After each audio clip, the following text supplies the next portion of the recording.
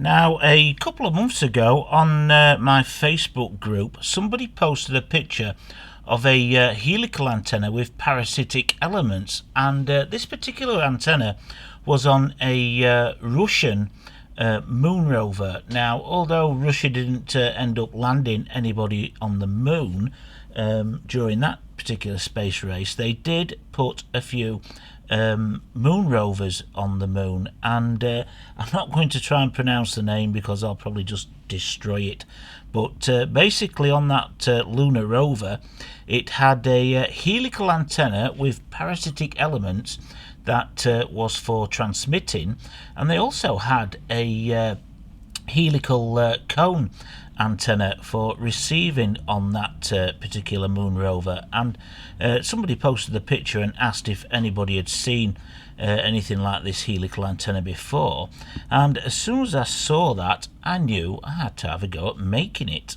Now, I've made plenty of things in the past that have parasitic elements, like a combination of a Yagi antenna and something else like a panel antenna, patch antenna, and adding parasitic elements to it to reduce, narrow the beam width and improve its gain. So I'm going to show you in this video how I made this, and we're going to go over the building techniques and everything to make it, and then in a separate video we'll go over testing this to determine if the parasitic elements really do add any gain to this antenna. So this is going to be a build video where we just concentrate on building one of these parasitic helical antennas, and by the way, this is for 2.4 gigahertz as well. Now, I've made a template to make the former for the helical rather than putting it around just some tubing, let's say. There's nothing wrong with doing that, but I just I like the way the former looks rather than the tubing, and it's a bit of a work in progress. I've finished some templates for a 5-turn and a 6-turn helical, but in this build I want to make a 3-turn helical because I want to keep this for testing here in the lab. So you can see this template's a little bit different from this one. Basically this will be finished by the time I upload this video. I've just got to draw some cut lines down here so I don't cut quite so close to the holes, rather much like you see in this one here. Now this is some perspex. It's 2mm thick, and I'm just basically going to cut this shape out on the bandsaw. I mean, you can use something like a hacksaw or even a Dremel. I've cut things like this before using a Dremel, but I'm going to take this over to the bandsaw and first of all cut the formers out. And now that I've finished cutting out on the bandsaw and I've drilled all the holes, I just need to go ahead now, get rid of any extra bits of plastic that I need to remove, and get in there with a file and some sandpaper and just tidy everything up. Now, I've finished working on the former, and I've cleaned all the edges up and everything. I've also roughed it up with a little bit of wire wool just to remove that gloss black finish on this, because I don't particularly like it, and it also makes it easier to clean up after the next stage that we're going to do. But I would really take your time on the former because everything else is built off this former, so any mistakes with this is just going to carry through to the rest of the build. And another mistake that I actually made with the first one that I built is you want to find your starting hole, which is lowest to this edge here, and make sure when you can connect these two ends up and glue them, you've got the holes lined up. So that is going to be the wrong way, but this way is the correct way, and it goes through here and gradually build itself up to create that spiral helical. Basically the first time I did this I glued everything, and then when I came to thread the wire through I realised what I did and had to start again. But yeah, just make sure you do that. And to glue these together I'm just going to use the super glue. I'm going to put a line down each side and just clean up any excess, and then when it's set clean it up with some wire wool.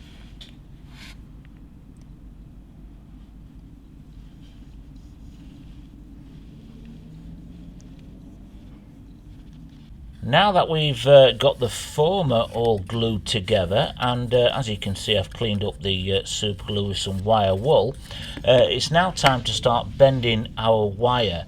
Now you need some kind of second former to form the coils around before you start feeding it in around the holes like in this one. Now what I've got here is some basically waste plastic water pipe. It's 42 millimeters in diameter or thereabouts. Basically the same kind of diameter you want for the coils. And of course, if you didn't want to go to the trouble of making a former like this one, you can just wrap your coils of wire around this, like I've shown you in previous videos from a few years ago now, and hold it down either with some kind of tape or heat shrink tubing. But we're going to use this tubing just to get a basic form of our coils in the wire, and then we can feed them through the holes of this former that we've just made. Now, as for the wire that I'm using, I've chosen to make this primarily using brass. I really like brass. You may want to make it out of copper. I mean, copper is a slightly more conductive material than brass, although you're not going to see any kind of difference in the real world with your antenna. This brass wire I picked up from a local shop that sells jewellery making craft bits and pieces like that. I've also since searched on eBay, and there's quite a few sellers selling this on eBay. It's 1.5 or 1.6 millimeters thick in diameter, and it's really nice and easy to work with. You could also use some slightly thicker stuff. This is just over 2 millimeters thick. It's brazing rod, brass brazing rod, a little bit more difficult to work with because it's a lot stiffer, but you can also use something like this. And of course you can always make it out of copper and strip some wire from some solid core electrical wire. It really doesn't matter too much, but try and go for something that's over 2 millimeters, over 1 millimeter thick in diameter. It just works a lot better with a helical antenna, because you know the thickness will give you some extra broadband. If you're off with your measurements a little bit, you know, you can fit that wider band within the spectrum that you want to use your antenna with. Now, as for wrapping it around the plastic tubing that we're going to use to get a basic form of the coils, this wire's pretty easy. I can keep tension with my thumb as I'm going around. Not going to worry too much about the spacing in between the coils as I move this around. I'm just going to get it in a kind of ballpark spacing. If you're using some thicker stuff like that brass brazing rod, a vise is really helpful to help you. If you tether one end of that to the vise and pull this to keep tension, you can wrap it around the former a lot easier. It's a little bit too thick to use your thumb, but I'm basically going to just work my way around. I'm going to go for about 5 coils, although I'm building a 3 coil helical. I'm going to go for about 5 or 6, and then I can snip away, because your first turn is your worst, and then they get better in the middle sort of thing. So it'll give me some options so I can choose the best 3 turns. And now that I've got my best coil selected, it's still a little bit too long for a 3 turn, but we can trim it down when we get it on the former. So just starting off through the first hole and just thread it around. As I say, if you use thicker wire, it's a little bit more difficult, but with this thin stuff, 1.6 millimeters, and it is quite soft, it's made for jewellery making, it's pretty straightforward. Just keep feeding it around. Now the wires are wrapped around the former, and I'm really happy how it sits. It's nice and even all the way around. It looks nice. So now I want to cut away the excess. So I've got the end of my coil here and the start down here. I've gone a little bit more on this end, and I'm going to cut all the excess away. Basically I'm going to line up with my eye a straight line all the way down here. So I'm basically going to cut about there. I'm lining it up in the middle, and then we'll complete, and that's basically 3 coils then. So just do it by eye, line it up and trim away, the excess. Now next I'm going to work on the back reflector, and I've got some brass here which is 2mm thick. This measures 100 by 100 millimeters. I would probably want to use something that's around 120 by 120 millimeters, but this is all I've got in at the moment.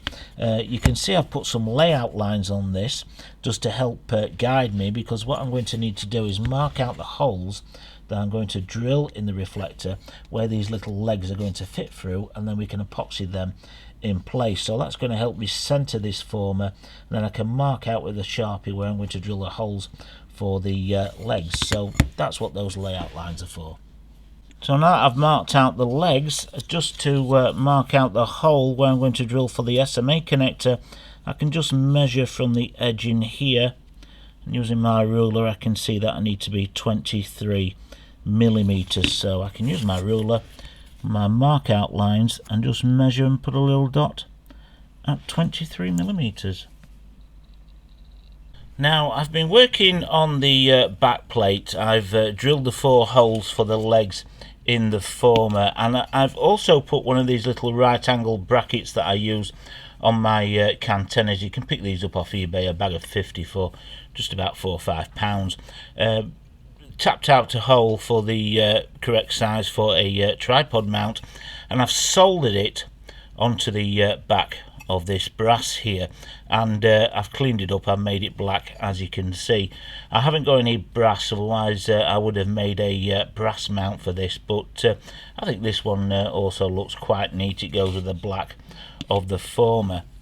I've also drilled the hole for the main driven element there with the SMA connector, and tapped the 4 holes using the connector as a little guide to help me do that, and basically lined it up using the coils on the former to line it up roughly at the end here with the hole, because the SMA connector is going to come through, solder onto this, and then we're going to have to add a little impedance triangle on there to bring it to 50 ohms. But before we do that, I now want to connect the former to the back reflector permanently. Now to attach this permanently to the back reflector, I'm going to epoxy these feet in place, but I want to get rid of the excess material on these 4 legs here, so I want to cut them down flush with some side cutters flush to the back of the back reflector. Now, as well as cutting these off with the side cutters, I've also taken a little bit more material off with the Dremel, just so they fit not quite flush, but just under the back reflector there. And what I'm going to do now is put some masking tape on the back, and then I'm going to fill the holes on this side with epoxy to hold this in place. Now you can see how I've prepared the back reflector. I've mask taped on the back of it, and I've also masked it down to this piece of wood here, so I've got a nice surface to work with. I'm not going to tip it up, and it keeps it nice and level, and also I can move it out of the way while I work on something else. But I've got some epoxy here, and I've had to warm it up a little bit because it is a bit of a cold day today. Let's give it a quick mix. And this is a trick that I picked up from a YouTube video some time ago now, and I've got some black photocopying toner in here, and what I'm going to do is use a little bit of this to dye the epoxy black, and that way we don't have to spray paint or, you know, to tidy it up and make it look nice and neat at the end when it's set, because it'll be black and we can just leave it as it is. And now, because it is a cold day, I'm just going to get a little bit of heat back into them again.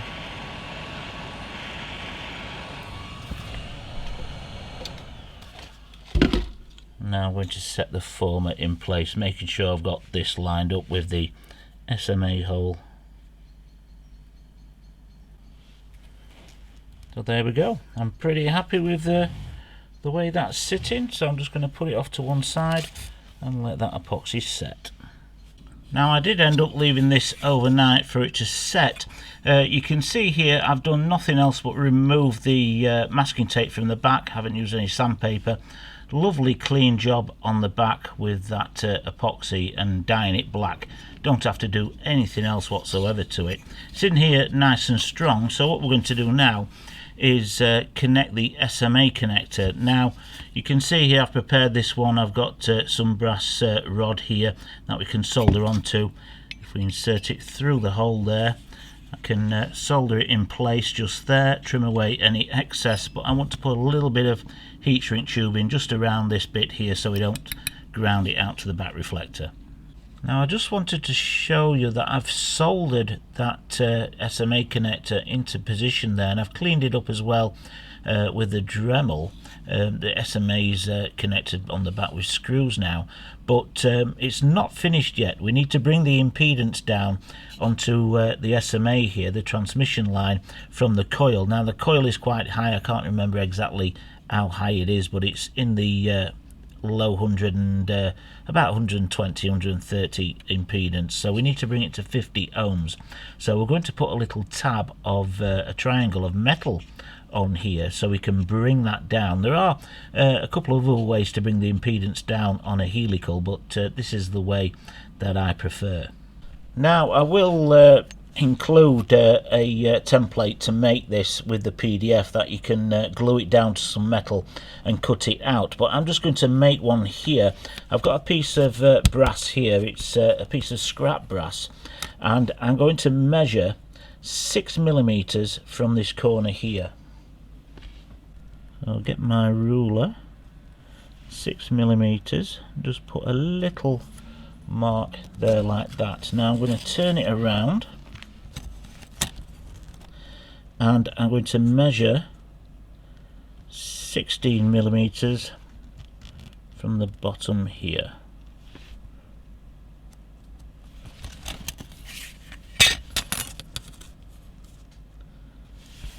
And draw a line to connect the two, and then I'm going to cut this out with a pair of scissors. Now that's my little tab cut out, and next what I'm going to do, I've got a piece of tubing here. This is about 25mm in diameter metal tubing, and I'm just going to use that to put a basic bend in the impedance tab. That's going to help me solder it in place a little bit easier. So you can see there, just a slight bend.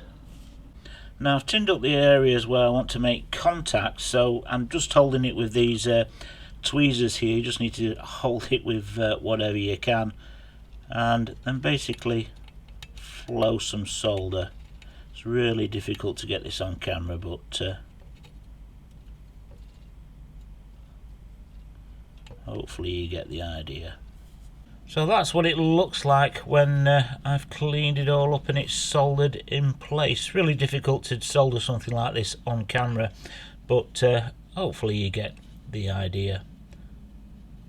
Now because this helical antenna is going to have parasitic elements, I'm going to use the parasitic elements connected to a boom using these M4 hexagonal nylon spacers, so they're not conductive, and I've just taken a little bit of material off a couple of the corners of this one, and I'm going to put this in here and then attach it permanently with a little bit of super glue. Now as for the parasitic elements, I've got a first draft of the template here. I've gone for a 30mm diameter on these round parasitic elements. That could change, and that's what I want to look at in a part 2 of this video when we test the parasitic elements with the helical, just to see if they add more gain and play around with the diameters of these as well. As for the spacing on the measurements of the parasitic elements, these spacings I've got from what I already know about some other antennas that are similar to this, and some of the close-up photographs of the antenna on the Moon rover. So it's a little bit of both. Again, a little bit of experimentation. I'm going to do that in the part 2 video where we take a look at the spacings and the diameter of the parasitic elements. Now the parasitic elements I've made by cutting out the templates on here and sticking them to some 0.5mm thick brass sheet. 0.5mm, you can just about cut that with a pair of scissors. Easily cut with a pair of tin snips, and you can even use a bandsaw as well to cut them out, but 0.5mm, just about do it with a big pair of scissors. And when you do make these, it's much easier to drill the hole in the centre first before you cut them out. You've just got a lot more material to hold on to while you drill out the centres and then cut them out with a pair of scissors.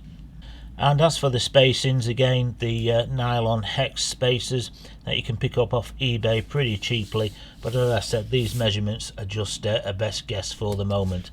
We'll test all that in the second video.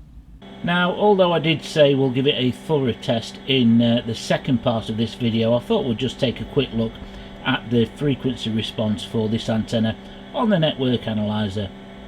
So here we are on the network analyzer. I'm scanning from 2 GHz over here all the way up to 3 GHz here, and we've got this lovely wide dip in the middle of the 2 GHz band there. If I move the cursor, 244, go to 241 there, all the way along down to 250, all the way along to 2.7 GHz there. So you can see it's really wide, which helicals do tend to be, and using the thicker wire on this rather than some thin 1mm copper wire also does help a little bit. But you can see for 2.4 GHz we're pretty much bang on in that region there. A lovely frequency response. But as I say, we'll do some proper testing in the second part of this video, and we'll have a look at VSWR and the power levels and see if the parasitic elements do add any gain to this particular build. But for now, I'm just going to leave it there. So I hope you enjoyed this build. I certainly enjoyed making it. As soon as I saw that picture on the Facebook group, I knew I had to have a go at making one of these. And as I say, in the second part of this video, we'll do a bit more testing on it, and we'll do some experiments to see if these parasitic elements do add any gain to this antenna. And also with the diameters of the parasitic elements, that's something else that I need to look at. Maybe they need to be a little bit bigger for this antenna, but there's not a lot of information on the internet regarding an antenna like this. But it's definitely been fun making this. I started making it over the Christmas period. I made that bigger one first, and then this smaller one on camera for all of you. So I will include the PDFs in the description for this video, but just be aware that some of the measurements for the parasitic elements may change in the future when I do some testing with this. But as far as a basic helical goes, that's perfectly fine. As you saw on the frequency response on the network analyzer, this is rock solid for 2.4 GHz. And indeed, if this antenna does turn out to work really well with the parasitic elements and we do get some decent gain out of this, I will design one for the 5.8 GHz as well. So hopefully you enjoyed the video. If you did, please give it a thumbs up, comment some questions, drop them below, and if you want to help support this channel, please pop over to Patreon. The first antenna that I built, the bigger helical, to this one, one of the Patreons will be receiving that. Normally what I do, I just post a link to the video and ask if anybody wants a particular antenna that I made in a build video, or an antenna that I reviewed that I don't want, because I can't keep all of them, and it's just a nice way to give back to the Patreons for the support that they give me. So as I've said, if you enjoyed the video, please give it a thumbs up, please share the video, and hopefully you'll join me on the next one.